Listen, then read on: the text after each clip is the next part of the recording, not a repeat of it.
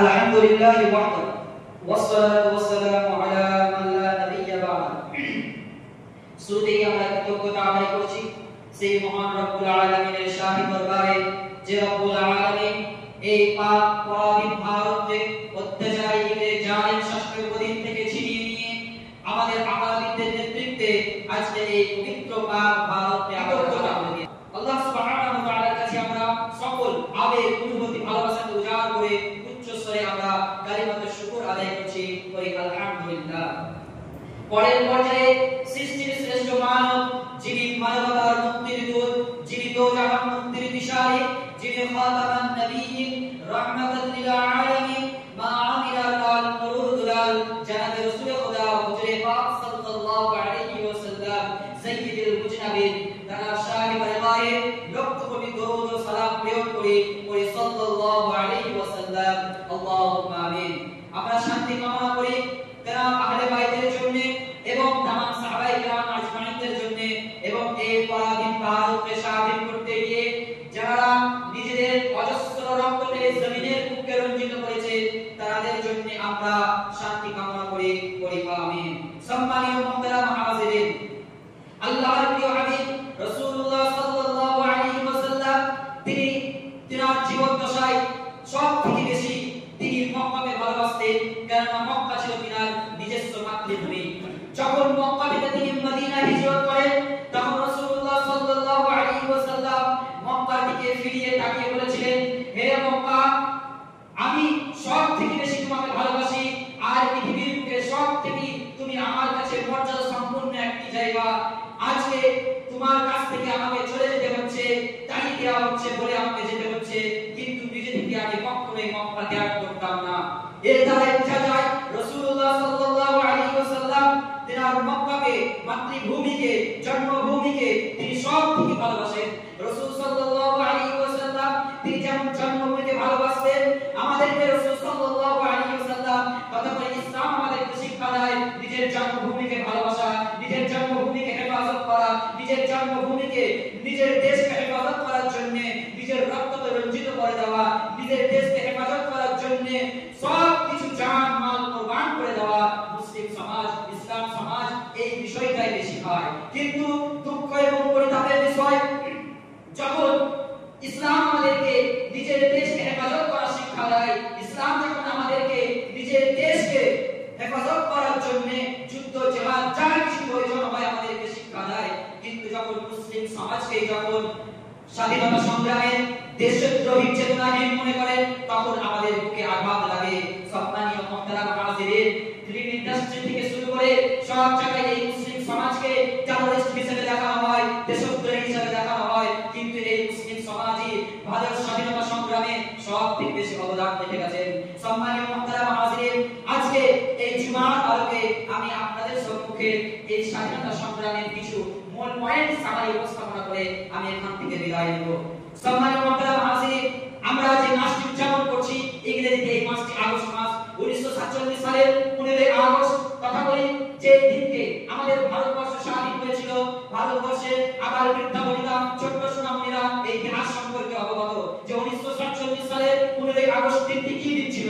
আমাদের ভারতবাসী সকলের কাছে আমরা জানি এই দিনটি আমাদের কাছে অত্যন্ত তাৎপর্যময়, সিগনিফিকেন্স, মেমোরাইজ একটি দিন। এই দিনটিকে আমরা সেলিব্রেশন করে থাকি পতাকা উত্তোলনের মাধ্যমে, কিন্তু এই দিনটি স্বাধীন করার জন্য যে আকাবিররা, যে আমাদের পূর্বপুরুষরা নেতৃত্ব দিয়েছিলেন, মুখপাত্র ছিলেন, স্বাধীনতা সংগ্রামের জন্য অজস্র রক্ত প্রবাহিত করেছিলেন, তাদের ইতিহাস আমরা আজকে অপেক্ষণ যন্ত্র দিয়েও খুঁজে পাই না। তাদের ইতিহাস আজকে বিকৃত হয়ে গেছে। এই বিকৃত ইতিহাস করলো কারা? প্রকৃত ইতিহাসকে বিকৃতি করে নিজের ঝুলি ভরলো কারা? এর জবাব তো নীতি জনতাকে দেওয়া লাগবে ইনশাআল্লাহ। সম্মানীয় শ্রোতা মণ্ডলী, আজকে এই জুমার আলোকে আপনাদেরকে ভারত স্বাধীনতা সংগ্রামের কিছু অজানা রহস্য আমরা আপনাদেরকে শেয়ার করব ইনশাআল্লাহ আজিজ। সম্মানীয় মুহতারাম হাজিরিন, এই ভারত স্বাধীনতা সংগ্রামে যারা নেতৃত্ব দিয়েছিলেন, সেই নেতৃত্ব যারা মুখপাত্র ছিলেন, আজকে ইতিহাসকারের নাম পাওয়া যায় না। তাই তো কবি দুঃখ ভারাক্রান্ত এবং পরিতাপকে সামনে রেখে নিস্তব্ধ চিত্তে একটি কবিতা রচনা করেন যে রক্তে রাঙা ভারতবর্ষ আমাদের ভারতে, রক্তে দিয়ে গড়েছি মোরা ভারতবর্ষের স্বাধীনতাকে, ইতিহাসের পাতায় মোরা পেলাম না কোথায়, তাই হলো সেনানায়ক ছাড়ের কোনো গন্ধ নাই। সম্মানীয় মুহতারাম হাজিরিন, ভারত স্বাধীনতা সংগ্রামে যারা মূল নেতৃত্ব দিয়েছিলেন, যারা অজস্র রক্তকে প্রবাহিত করেছিলেন, ভারত স্বাধীনতা সংগ্রামে যিনি নিজের তাজা রক্তকে ঢেলে দিয়েছিলেন, এখনো যদি ভারতবর্ষের মাটিকে ঘুরে দেখা হয় তাদের তাজা রক্ত দেখা যাবে। এখন পর্যন্ত সেই স্বাধীনতার প্রকৃত ইতিহাসে তাদের নাম ছাপলো না, এবং স্বাধীনতার প্রকৃত ইতিহাসকে বিক্রি করে দিয়ে বিকৃতির ইতিহাস যারা করেছে তাদেরকে কঠিন জবাব দিতেই হবে ইনশাআল্লাহ। সম্মানীয় মুহতারাম হাজিরিন, আমরা যদি স্বাধীনতা সংগ্রামের প্রকৃত ইতিহাস যদি জানতে হয়, শুরু থেকে শুরু করে সালটি ছিল 1600 সাল। সেই 1600 সালে ইংল্যান্ডে একটি কোম্পানি প্রতিষ্ঠিত হয়, যে কোম্পানি হচ্ছে স্টেট কোম্পানি। এই কোম্পানি ইংল্যান্ডে 1600 সালে প্রতিষ্ঠিত হওয়ার পর ভারতে 1601 সালে কিন্তু সে গমন করে, এবং 1601 সালে সে একটি কোম্পানি প্রতিষ্ঠিত করে ভারতবর্ষে, যার নাম দেয় স্টেট ইন্ডিয়া কোম্পানি। এই স্টেট ইন্ডিয়া কোম্পানি ইস্যু করে সম্রাট জাহাঙ্গীরের কাছে অনুমোদন চায় যে আমরা আপনার দেশে ব্যবসা করব। এই ব্যবসা করার অনুমতি নিয়ে সম্রাট জাহাঙ্গীরের কাছে অনুমতি নিয়ে তারা ভারতবর্ষে প্রবেশ করে। তাদের মূল লক্ষ্য কিন্তু ব্যবসা করা ছিল না, তাদের মূল লক্ষ্য ছিল ভারতবর্ষের মাল, ধন, দৌলত, টাকা পয়সা লুণ্ঠন করে, শোষণ করে নিজের দেশে তারা নিয়ে যাবে। ক্রমাগত তাদের উদ্দেশ্যে তারা এগিয়ে যেতে লাগলো। সম্রাট জাহাঙ্গীর বুঝতে পারেনি। সম্রাট জাহাঙ্গীর ভেবেছিল যে হয়তো এই ব্যবসা, এই কোম্পানি যদি ভারতবর্ষে প্রতিষ্ঠিত হয় তাহলে হয়তো ভারতবর্ষ আরো বিকশিত হবে, এবং একটা সময় হয়তো ভারতবর্ষ খুব প্রসিদ্ধ লাভ করবে, রপ্তানি আয় হয়তো ভারতবর্ষে খুব ভালো হবে। এই ভেবে ভারতবর্ষে তাদেরকে ব্যবসা করার অনুমতি দেননি, তাদেরকে জমিও ন্যস্ত করে দিয়েছিল কিছু হুকুমতে, যেন তারা সুন্দরভাবে ব্যবসা কার্যকলাপ চালাতে পারে। কিন্তু তাদের মনোকৌশল সম্রাট জাহাঙ্গীর বুঝতে পারেননি। তারা যে বিশ্বাসঘাতক নামক হারাম ছিল সম্রাট জাহাঙ্গীর বুঝতে পারেনি।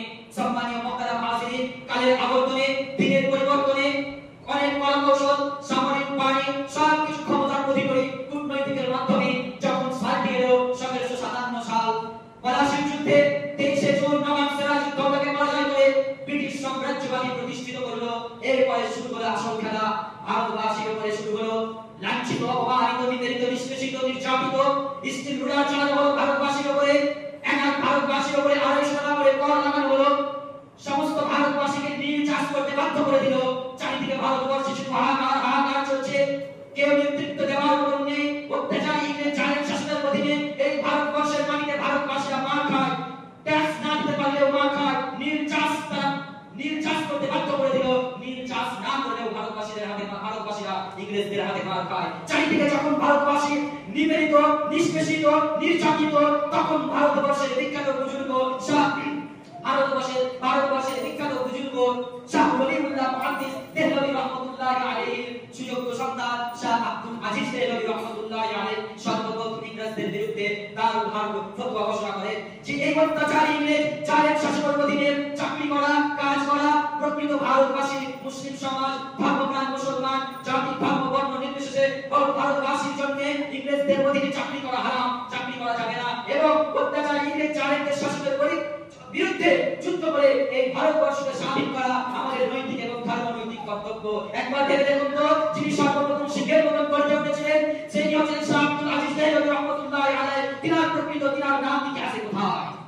শাহ আব্দুল আজিজ দেহলভী রাহমাতুল্লাহি আলাইহি যখন স্বাধীনতা সংগ্রামের জন্য সর্বপ্রথম যে হুঙ্কার দিয়েছিলেন, এই হুঙ্কার দেওয়ার সঙ্গে সঙ্গে ইংরেজদের নজরদারিতে চলে এলেন আব্দুল আজিজ দেহলভী রাহমাতুল্লাহি আলাইহি। এরপরে যে নেতৃত্ব ঘোষণা করেছিলেন তিনি হচ্ছেন হাজী ইমদাদুল্লাহ মুফতি মুহাজির রাহমাতুল্লাহি আলাইহি। তিনার নেতৃত্বে রশিদ আহমদ গঙ্গুহি রাহমাতুল্লাহি আলাইহি, হাফিজ জামিল রাহমাতুল্লাহি আলাইহি প্রমুখ ওলামায়ে কেরাম মুসলিম সমাজ সামনের ময়দানে ইতিহাস খুলে দেখো, তারা ইংরেজদের হাত থেকে কামান, তোপ সব কিছু ছিনিয়ে নিয়েছিল। ইংরেজরা যখন দেখলো যে ভারতকে কব্জা করতে গেলে আমাদেরকে মুসলিম সমাজকে নির্মূল করতে হবে ভারতবর্ষ থেকে, তখন তারা একটা আইন জারি করলো। আইনটা ছিল এরকম, যাদের পরনে লম্বা পাঞ্জাবি, মুখে দাড়ি, মাথায় টুপি থাকবে সেখানেই হত্যা করে দাও। এখন বলুন, মুখে দাড়ি, মাথায় টুপি, লম্বা পাঞ্জাবি কারা করে? মুসলিম সমাজের উপর ইতিহাস। সম্মানিত মুহতারাম হাজিরিন, দিল্লির চাঁদনি চক থেকে নিয়ে খাইবার পর্যন্ত একটি সড়ক চলে গেছে, আপনারা জানবেন। এই সড়কটি হচ্ছে পাকিস্তান আফগানিস্তানের সীমান্তে। মাত্র 2 সপ্তাহে তারা এমন কোনো বৃক্ষ বাকি ছিল না। এই সড়কটা হচ্ছে ভারতবাসীর কাছে অত্যন্ত স্মৃতি বিজড়িত সড়ক। এই বলা হয় এই সড়কে ভারতবর্ষে সর্বপ্রথম ইসলাম প্রবেশ করে। এই সড়ক দিয়ে ভারতের বিখ্যাত বুজুর্গরা ভারতবর্ষ প্রবেশ করেন। এই সড়কে নির্জন সড়কে যত বৃক্ষ ছিল এমন একটা বৃক্ষ বাকি ছিল না যে বৃক্ষতে মুসলিম সমাজকে ফাঁসিতে ঝুলানো হয়নি।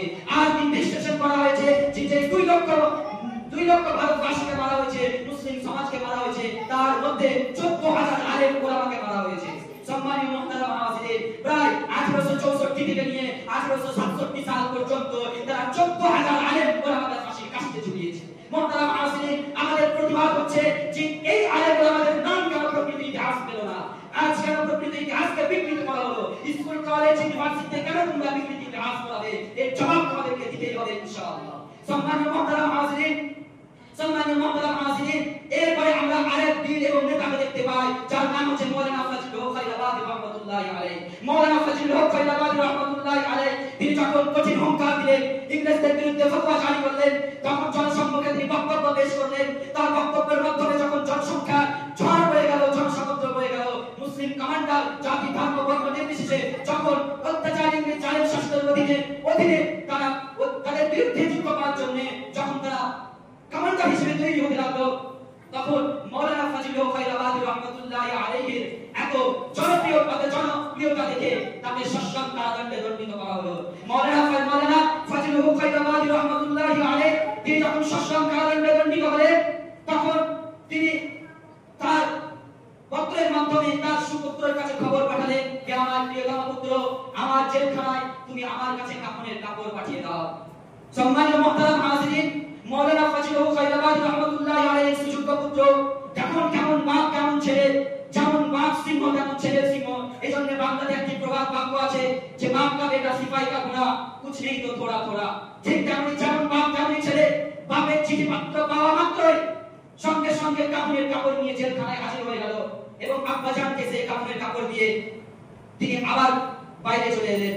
মাওলানা ফজলুল হক খায়রাবাদী রাহমাতুল্লাহি আলাইহি যিনি আমাদের কুদরতুল আইন, চোখের মনি, মাথার তাজ, তেনাকে দিয়ে ভারত স্বাধীনতা সংগ্রামের বিরুদ্ধে যুদ্ধ করেছিলেন বলে তাকে দিয়ে অত্যাচারী ইংরেজ জালেম শাসকেরা নালা নর্দমা পরিষ্কার করিয়েছে পানিশমেন্ট স্বরূপ।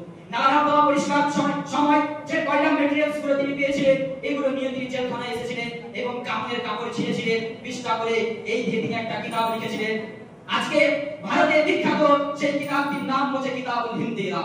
অত্যাচারী ইংরেজ জালেম শাসকের বিরুদ্ধে সর্বপ্রথম জেলখানায় বসে তিনি এই কিতাব রচনা করেছিলেন এবং তার সুযোগ্য পুত্রের মাধ্যম দিয়ে এই কিতাবটি গোটা ভারতে তিনি পাবলিশ করেছিলেন এবং গোটা ভারতকে চেতনা দিয়েছিলেন, ঘুমন্ত বিবেককে জানিয়ে দিয়েছিলেন যে অত্যাচারী ইংরেজ জালেম শাসকের বিরুদ্ধে যুদ্ধ করার নৈতিক এবং ধর্মনৈতিক আমাদের কর্তব্য। আপনাদের কাছে প্রশ্ন হলো যে মাওলানা ফজলুল হক খায়রাবাদী রাহমাতুল্লাহি আলাইহি ইতিহাস স্কুল কলেজে পড়ানো হয় না, এই ইতিহাসকে বিকৃতি করলো কারা? সম্মানীয় মুহতারাম হাজিরিন, মাওলানা ফজলুল হক খায়রাবাদী রাহমাতুল্লাহি আলাইহি যখন সশ্রম কারাদণ্ডে দণ্ডিত, আমরা দেখতে পাই আরেক আল্লাহর ওলি, আরেক বীর শহীদ মাওলানা হোসেন আহমদ মাদানী রাহমাতুল্লাহি আলাইহি তিনি নেতৃত্ব দেওয়ার জন্য দিল্লির জামে মসজিদে বক্তব্য পেশ করলেন এবং এক বক্তব্যের মাধ্যমে তিনি হাজার হাজার সৈনিককে খাড়া করে ফেললেন। যখন অত্যাচারী ইংরেজরা দেখলো যে মাওলানা হোসেন আহমদ মাদানী রাহমাতুল্লাহি আলাইহি যদি এরকম ভাবে ছেড়ে দেওয়া হয় তাহলে কিন্তু ভারত তাদের কবজায় চলে আসবে, মাওলানা হোসেন আহমদ মাদানী রাহমাতুল্লাহি আলাইহির উপরে আইন জারি করলেন যে মাওলানা হোসেন আহমদ মাদানীকে যেখানে দেখবে সেখানেই গুলি করে হত্যা করা হবে। মাওলানা হোসেন আহমদ মাদানী রাহমাতুল্লাহি আলাইহির উপরে যখন এই আইন জারি করা হলো, তখন এই সময় পাকিস্তানের করাচিতে একটি বিশাল সমাবেশের আয়োজন করা হলো। এই আয়োজনে চিফ গেস্ট হিসেবে রেখেছিলেন মাওলানা হোসেন আহমদ মাদানী রাহমাতুল্লাহি আলাইহিকে। সকলে ভেবেছিলেন যে মাওলানা হোসেন আহমদ মাদানী রাহমাতুল্লাহি আলাইহি হয়তো এই পাকিস্তানের কাছে বক্তব্য দিয়ে আসবেন না, কারণ তার উপরে আইন আছে, দেখলেই তাকে হত্যা করা হবে। আল্লাহ কি কারিশমা দেখুন, মাওলানা হোসেন আহমদ মাদানী রাহমাতুল্লাহি আলাইহির উপরে আইন আছে, যেখানেই দেখবে হত্যা করা হবে। সকলেই তার উপরে চাতক পাখির ন্যায় তাকিয়ে আছে যে মাওলানা হোসেন আহমদ মাদানী রাহমাতুল্লাহি আলাইহি আজকের সমাবেশে উপস্থিত হয় কিনা। কিছুক্ষণ পরে দেখছে কবিতা পাঠ করতে করতে মাওলানা হোসেন আহমদ মাদানী রাহমাতুল্লাহি আলাইহি স্টেজে উঠছে করেন আল্লাহু আকবার। বক্তব্যের শুরুতেই তিনি বললেন, गिराई की 100 साल की जिंदगी से शेर की एक दिन जिंदगी बेहतर है। শিয়ালের মতো 100 বছর বাঁচার থেকে সিংহের মতো একটা দিন বেঁচে দেখিয়ে দেব ইনশাআল্লাহ। দেখা মাত্রই মাওলানা হোসেন আহমদ মাদানী রাহমাতুল্লাহি আলাইহিকে গুলি করা হলো। গুলি মাওলানা হোসেন আহমদ মাদানীকে মৃত্যু দেওয়ার দূরের কথা, তার পশম পর্যন্ত হিলাতে পারলেন না। করেন আল্লাহু আকবার। ঈমান কাকে বলে দেখেন? মৃত্যুর মালিক এবং জীবিত রাখার মালিক একমাত্র আল্লাহ, একমাত্র আল্লাহ। ভাই কোন গল্প চল্প আমি এখানে বলতে আসিনি। স্যালুট জানাই মরহুম গোলাম আহমদ মুর্তজা বর্তমানী সাহেবকে, যিনি ঐতিহাসিক বক্তার সাথে সাথে তিনি ইতিহাসের বিরুদ্ধে যে কলম ধরেছিলেন, তিনি শুধু ভারতবাসী লেখকদের আঙুল নয়, চোখে আঙুল নয়, ইতিহাসের চোখে আঙুল দিয়ে ইতিহাস রচনা করে দিয়ে গেছেন। স্যালুট জানাই আমরা গোলাম আহমদ মুর্তজা সাহেবকে, তার শান্তি কামনা করি আমরা। এরকম বীর লেখক আমরা পেয়েছিলাম। অনেক বই তার বাজেয়াপ্ত করা হয়েছে, আপনারা কি জানেন? অনেক বই তার বাজেয়াপ্ত করা হয়েছে। আবার অনেক বই আমরা আজকে পাই, চেপে রাখা ইতিহাস, রক্তাক্ত ডায়েরি, ইতিহাসের ইতিহাস কি বই না তিনি রচনা করে দিয়ে গেছেন। কোন গান গল্প চল্প আমরা বলতে আসিনি। মাওলানা গোলাম আহমদ মুর্তজা সাহেবের কিতাব থেকে আমরা রেফারেন্স দিব ইনশাআল্লাহ। মাওলানা হোসেন আহমদ মাদানী রাহমাতুল্লাহ আলাইহি যখন গুলি করা হলো, গুলি যখন কিছু করতে পারলো না, সঙ্গে সঙ্গে তাকে গ্রেফতার করা হলো এবং তাকে সশ্রম কারাগারে দণ্ডিত করা হলো 4 বছরের জন্য। যখন জাতি ধর্ম বর্ণ নির্বিশেষে সকলেই দেখলো যে এরকম ভাবে করলে হবে না, এক এক করে বীর সৈনিককে তারা মৃত্যুদণ্ড দিচ্ছে, আন্দামানের জেলে পাঠাচ্ছে, বিভিন্ন জায়গায় তারা পাঠিয়ে দিচ্ছে যেখানে আমাদের সৈনিকদের নেতাদের কোনো খোঁজ খবর নেই। ঠিক চলতে চলতে কালের আবর্তনে, দিনের পরিবর্তনে অনেক কিছুর মাধ্যম দিয়ে 1947 সালে আমাদের আকাবিরদের নেতৃত্বে জাতি ধর্ম বর্ণ নির্বিশেষে সকলে ঐক্যবে এই ভারতবর্ষকে স্বাধীন করেছে। মুহতারাম নাসির, ইতিহাস তো প্রচুর, আমি আপনাদের কাছে সামান্য উপস্থাপনা করলাম। শুধু একটি কাজ আমি আপনাদেরকে দিয়ে গেলাম যে ভারতবর্ষ স্বাধীনতা সংগ্রামী মুসলিম সমাজের কত অবদান। আজকে এই বীর সৈনিকের নাম কোথায়? স্কুল কলেজ এবং ইউনিভার্সিটিতে যে ইতিহাস পড়ানো হয়, ওপেন চ্যালেঞ্জ করে আমরা বলতে পারি এই ইতিহাস প্রকৃত ইতিহাস নয়, এই ইতিহাস যে বিকৃত ইতিহাস। এই ইতিহাস যে বিকৃত ইতিহাস। সম্মানীয় মুহতারাম হাজিরিন, 1947 আমরা যে পতাকা দেখছি, যে পতাকা আমরা পতাকা উত্তোলন করছি, এই পতাকার ফুল এন্ড ফাইনাল রূপকে দিয়েছিল আপনি জানেন? 1947 সালে বদরুদ্দিন তৈয়বজির স্ত্রী সুরাইয়া তৈয়বজি একজন মুসলিম মহিলা, সর্বপ্রথম 1947 সালে শেষ এবং ফাইনাল রূপ এই পতাকা সে দিয়েছে, নিজে ড্রয়িং করেছে। একজন মুসলিম মহিলা। আমরা ইতিহাসে পড়ি ভারতের পতাকা উত্তোলন করেছে জওহরলাল নেহরু, কিন্তু ভারতের পতাকা উত্তোলন করেছেন একজন মুসলিম নওজওয়ান আজাদ হিন্দ নেতাজি সুভাষ চন্দ্রের নেতৃত্বে মণিপুরের মাইরাংয়ের একজন মাইরাংয়ে তিনি সর্বপ্রথম পতাকা উত্তোলন করেন। সম্মানীয় মুহতারাম হাজিরিন, এই ইতিহাসগুলো কোথায়? আমাদের প্রকৃত ইতিহাস থেকে আমাদেরকে দূরে রাখা হয়েছে। আমাদের আসল ইতিহাস আমাদের কাছ থেকে দূরে রাখা হয়েছে। এইজন্য আজকে আমাদের স্কুল কলেজ ইউনিভার্সিটি ছোট ছোট বাচ্চারা মনে করেন যে ভারত স্বাধীনতা সংগ্রামে হয়তো মুসলিমদের কোনো অবদান নেই। আমি বলছি না, বিনয় বাদল, দীনেশ, ক্ষুদিরাম বসু, মানবেন্দ্র হাজরা, ভগৎ সিং এদের কোনো অবদান নেই। আমি এটা বলতে আসিনি। আমি বলতে চাই যারা মূল নেতৃত্ব দিয়েছিলেন, যারা বীর সৈনিকের মতন মুখপাত্র হয়ে স্বাধীনতা সংগ্রামের জন্য কাজ করেছেন, তাদের নাম ইতিহাসে কোথায়? সম্মানীয় মুহতারাম হাজিরিন, 1947 সালে মওলানা জাফর আহমদ উসমানী এই স্বাধীনতার জন্য অজস্র রক্তকে তিনি প্রবাহিত করেছেন, জমিনকে রক্তে রঞ্জিত করেছেন। এই ইতিহাস হচ্ছে স্বাধীনতা আন্দোলনের প্রকৃত ইতিহাস। এর আগে 1920 সালে মওলানা মুহাম্মদ হাসান দেওবন্দি রাহমাতুল্লাহি আলাইহি তিনি আন্দামানের জেল খেটেছেন। সেখান থেকে ফিরে এসে তিনি ভারত স্বাধীনতা সংগ্রামের জন্য যুদ্ধ করেছেন। স্বাধীনতা আন্দোলনের এটাই প্রকৃত ইতিহাস। শাহ আব্দুল আজিজ দেহলভী রাহমাতুল্লাহি আলাইহি এই স্বাধীনতা সংগ্রামের জন্য ভারতকে দান এবং ফতোয়া জারি করেন। এই স্বাধীনতা আন্দোলনের প্রকৃত ইতিহাস। মুসলিম মহিলা সর্বপ্রথম যিনি ভারতের পতাকার লাস্ট এবং ফুল ফাইনাল যিনি রূপ দেন স্বাধীনতা আন্দোলনের এটাই প্রকৃত ইতিহাস। যারা ভারত স্বাধীনতা সংগ্রামের জন্য দেশের বিরুদ্ধে যারা মুসলিম সমাজকে উত্তেজিত করে এবং চেতনাহীন মনে করে, তাদের আমরা তীব্র নিন্দা এবং প্রতিবাদ জানাই। মুহতারাম হাজিরিন, যারা মুসলিম সমাজকে, উলামায়ে কিরামকে দেশের স্বাধীনতা সংগ্রামের চেতনা বিরোধী মনে করেন, তাদেরকে আমরা পরিষ্কারভাবে জানিয়ে দিতে চাই, ইংরেজদের চোখে চোখ রেখে কথা বলার ক্ষমতা একমাত্র মুসলিম সমাজ দেখিয়েছে। তাজা রক্ত, অজস্র রক্ত প্রবাহিত একমাত্র মুসলিমরাই বেশি করেছে।